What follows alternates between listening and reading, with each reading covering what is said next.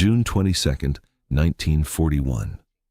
Before sunrise, the silence along the Soviet border was shattered by the roar of artillery and the rumble of thousands of tanks. More than 3 million German soldiers crossed into the Soviet Union in what would become the largest military invasion in human history. Thousands of armored vehicles rolled across the frontier, while aircraft filled the skies, launching devastating attacks on Soviet airfields and military positions. Adolf Hitler believed this campaign would end within weeks. He expected the Soviet Union to collapse under the speed and power of the German blitzkrieg. Instead, Operation Barbarossa became the turning point that changed the course of World War II forever. By the summer of 1941, Nazi Germany controlled most of Europe. Poland had fallen, France had been defeated, and much of the Balkans was under German influence. Only Britain continued to resist. Confident after a series of remarkable victories, Hitler turned his attention eastward. He believed the Soviet military had been weakened by Joseph Stalin's political purges, and that the Red Army lacked the leadership and organization needed to withstand a modern, mechanized invasion. German intelligence predicted that Soviet resistance would collapse within 2 months, and Hitler was convinced that one decisive campaign would eliminate his greatest ideological enemy. The invasion began with overwhelming force. 3 massive army groups attacked simultaneously across a front stretching nearly 3,000 kilometers. Army Group North advanced toward Leningrad, Army Group Center raced toward Moscow, and Army Group South drove into the fertile lands of Ukraine. More than 3 million soldiers, around 3,500 tanks, over 7,000 artillery pieces, and nearly 3,000 aircraft took part in the operation. Within days, entire Soviet divisions were surrounded and destroyed. Hundreds of thousands of prisoners were captured, and German forces advanced hundreds of kilometers into Soviet territory. To many observers around the world, Germany appeared unstoppable, and victory seemed inevitable. Yet despite these devastating losses, the Soviet Union refused to surrender.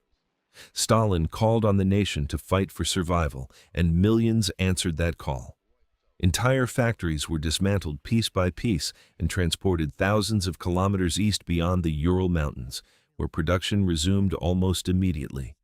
Civilians worked day and night building tanks, aircraft, and ammunition.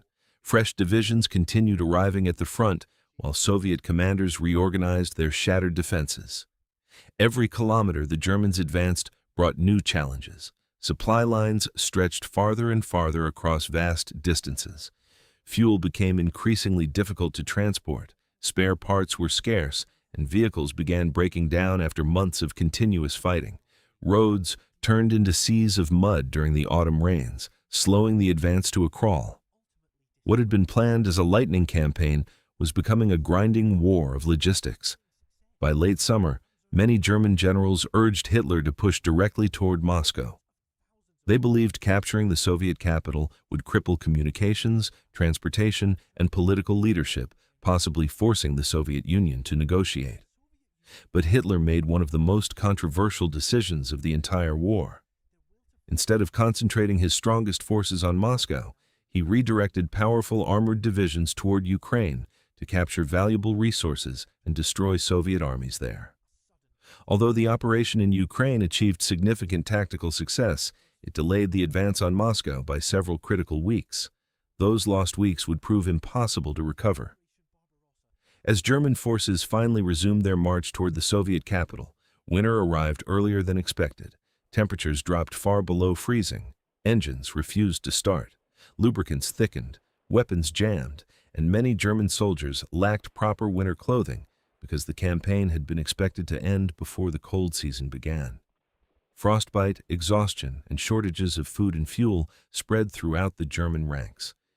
Meanwhile, the Soviet Union brought in fresh, well-trained divisions from Siberia after intelligence confirmed that Japan would not attack from the east. These troops were equipped for winter warfare and prepared to defend Moscow at all costs. In early December 1941, the Red Army launched a massive counteroffensive. German forces, exhausted by months of relentless fighting and crippled by the brutal winter, were forced to retreat from the outskirts of Moscow. For the first time during the Second World War, the German army had suffered a major strategic defeat on land. The myth of the unstoppable Wehrmacht was shattered. Hitler's dream of a quick victory had vanished, replaced by a long and exhausting war of attrition that Germany was never fully prepared to fight. Operation Barbarossa had been designed to destroy the Soviet Union in a matter of weeks, but instead it awakened one of the greatest wartime mobilizations in history. Millions of lives would be lost, entire cities would be reduced to rubble, and the road that would eventually lead Soviet soldiers to Berlin began not in Germany, but in the frozen fields outside Moscow. What Hitler believed would be his greatest triumph instead became the beginning of Nazi Germany's downfall. One invasion, one critical decision, and one unforgiving winner changed the fate of World War II forever.